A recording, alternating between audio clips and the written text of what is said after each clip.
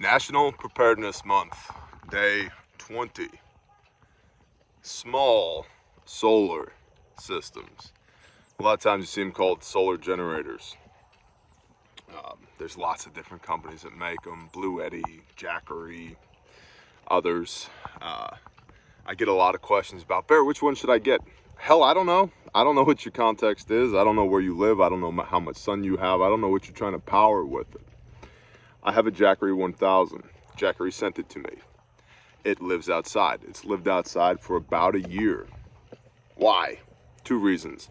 The first is outside is where the sun is. The second reason is I want to see if I can break it. So it's got rained on, snowed on, sleeted on, hailed on, sunshine on it, obviously. Dogs have run into it, backed my truck into it one time. Like, does it work? Yeah, it works. Now, here's the thing. Yes, it works. Define works. Because a lot of people, when they move the water hose, okay, moving the water hose. Hose is moved. A lot of people, when they're looking at these systems, they're trying to decide what system should I get. And it's my experience that most people don't know anything about electrons. Other than if I plug my phone into this cable, then the little lightning bolt will come on. Cool. 1,000 watts, Jackery 1000. I'll give you an idea here. My coffee pot pulls 974 watts. I have 26 watts of headroom. So what can you do with 1,000 watts? Well, I power solar lights with it at our gazebo with the Jackery. Charge devices. Ran a projector for a refuge training responder 3 in an austere environment one time. That's about it. So a lot of people think they're going to get one of these solar generators and they're going to run their fridge and their electric stove and their freezer and charge all their batteries on it. You're not. That's not going to happen. So that gets back to consumption and your consumptive behavior. Think about when you're actually going to use this thing. Even the charging of devices, like define device, because the iPhone and the Android, why am I charging this thing? Because if the power's out for any extended length of time, usually, especially if it's a natural disaster or a state of emergency, so are the cell phone towers, because they also run on electricity. Well, Bear, they have backup generators. Yeah, they do. I've built some. They sure do. You know what backup generators run on? Fuel. They don't have that much fuel. 72 hours, maybe. And depending on what type of natural disaster we're talking about, these cell phone towers might be destroyed as well. Dealt with that a lot doing deployments with Grindstone Ministries. So, why am I charging my cell phone? Who am I going to talk to? Which gets back to a COMO plan, primary alternate contingency emergency, right? Who am I going to talk to? You might need to charge your Baofeng batteries or your Yaesu batteries or whatever else you got, which, by the way, should stay topped off. That should be like, it's prepping 101. Like, have your stuff squared away, ready to go at all times. All right, so, like, what are you actually charging? Rechargeable, CR123s and 18650s and AA's, AAA's, 9 volts even. All that stuff makes sense for more of a long-term systemic failure type situation. But these smaller solar systems are small. So understand that. And just because it's 1,000 watts doesn't mean, depending on what you're running, right? Like you might get 6 to 24 hours, maybe 72 hours charge on that thing, depending on what your consumption is. Like how many electrons you're drawing back out of the box, which is basically a battery with a charge controller inside of the box with a cute little handle on it, right? Battery, charge controller, inverter, all inside of one box. Cool. How quickly can your solar panels replenish the battery that's in that box? Depends. Where do you live? How much sun do you have? Did the sun come out today? Right? And then a lot of people are like, yeah, this is part of my bug out plan. Okay. Which layer of your bug out plan? because you can 100% throw that Jackery system or any of these other ones, right? Blue Eddy, whatever. You can throw that in a truck or in a trunk or on a trailer and good to go, not a problem. But it's not a man-portable system. And if it was a man-portable system, for why? What are we charging with it? When we bug out into yon wilderness, I better bring my Jackery 1000 with me. Doesn't make sense. But pre-positioning it at your bug out location could make sense. Again, for why? What's the use of this thing? Who saw? My brother saw. MUMS, manufacturer, use, maintenance, sustainability. Who manufactured the idea that you gotta have one of these in the first place? Don't get me wrong, they're nice to have, but in what scenarios do you need to have them? And so the reason I'm bringing this up is not that they're not valuable, because they are. Not that they don't serve a purpose, because they do, but because a lot of people don't understand what they're getting when they get one. They think, oh, well, I got the big one. I got the Jackery 1500. I should be able to run my whole house on that. 1500 watts, you're gonna run your whole house on 1500 watts? You can't run most microwaves on 1500 watts, okay? And even if you could run your microwave on it, for how long?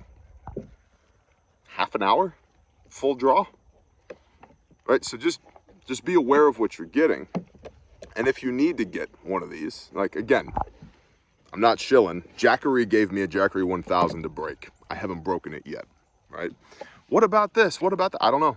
They didn't give me one to break, so I don't have real data for you. Yes, I see you, sheep. They're looking at me like, you got any more sweet feed, Dad?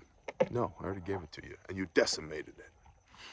By the way, don't give sheep straight sweet feed. It causes problems, and it's actually pretty nasty for the males. It clogs up their urethra, and then you got to shoot them in the face and eat them.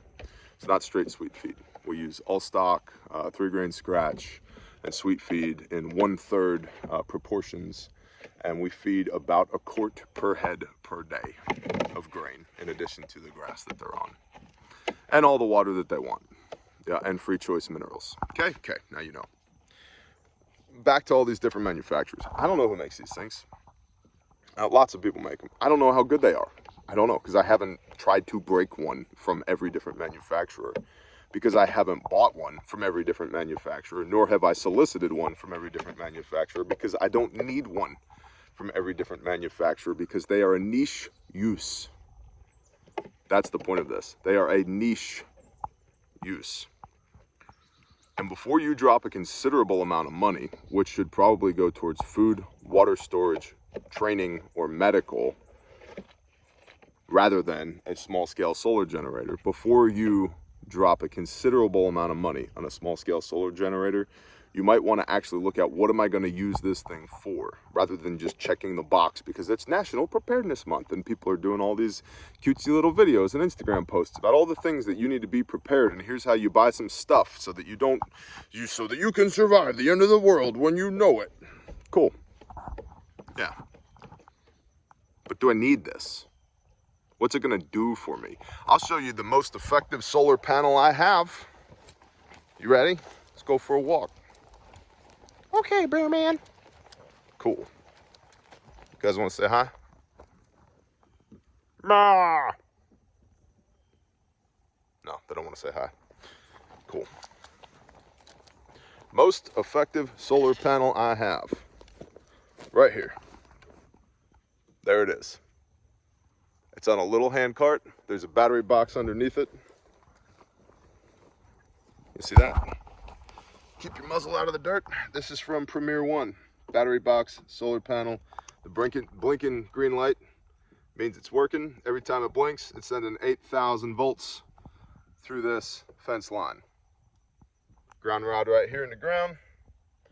The hot is connected right there with that orange clip on the fence. That is the most productive solar panel I have. And I have lots of solar panels. That one does the most work every day. So what's the use for your solar system? Now the flip side of this is, I want a big solar array so I can power my entire house. Cool. You got 40, 60, $100,000. And if you do, and you've done everything else, mazel tov, good for you. Get some.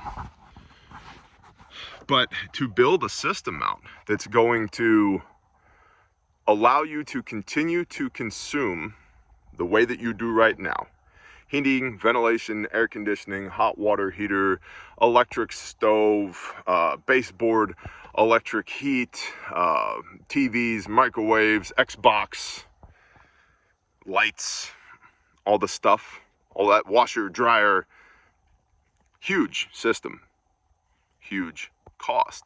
So again, it comes back to consumption and what's the manufacturer of the idea that I gotta have this. I'm all for small scale solar and wind generation, all for it. But it's not cheap. The cheap ones are not good. The good ones are not cheap. You 100% get what you pay for with this stuff. And so my point with all this is, doesn't mean you shouldn't have it, but don't just buy one if you don't know what you're gonna use it for. Like actually, we just talked about planning. Actually do the planning and know what you're gonna get one of these for, because I don't want you to have buyer's remorse or spend $1,000, $1,500, $2,500, $4,500 some of these bundle kits on a solar generator. It's a 3,500 watt solar generator. First of all, it ain't generating shit, okay? Like, don't get me started on photovoltaic systems, right? But it's not a generator, it's a battery box. And that battery box has a charge controller and an inverter in it, okay? That's what it's doing. For what? 3,500 watts, cool. Do you know a small gasoline generator is 3,500 watts? I have several 10 and 12K, 10,000, 12,000 watt multi-fuel generators. Yeah, but they make noise. You're right. They also, last time I bought a 10K was like on sale for 800 bucks versus, you know, 4,500 bucks for a solar generator. But the thing about the solar generator is it's renewable. As long as the sun's shining, I make more electrons. Cool. What are you gonna do with it? What do you actually need to power in your home? Because you're not gonna continue to operate in your suburban Shangri-La with full utilization of electrons on one of these solar generators. It will not happen. There's just not enough juice there. So what are you gonna do with it? Now, part of a base camp, part of a bug out plan, positioned at a retreat location, makes sense. It makes sense. But if you don't have those things yet, you don't need to spend $1,000 to $5,000 on one of these solar generators. You need to get that place built and then worry about, do I need power at that location? Solar's an expensive game, and I just don't want you playing that game until you need to, because the market, the industry is going to market these things to you as a cure-all for all of your prepper needs. For when SHTF, the end of the world happens, you can make your mocha choco latte venti caramel macchiatos or whatever. They don't. I have a Jackery 1000, and my coffee pot, electric coffee pot, uses 974 watts.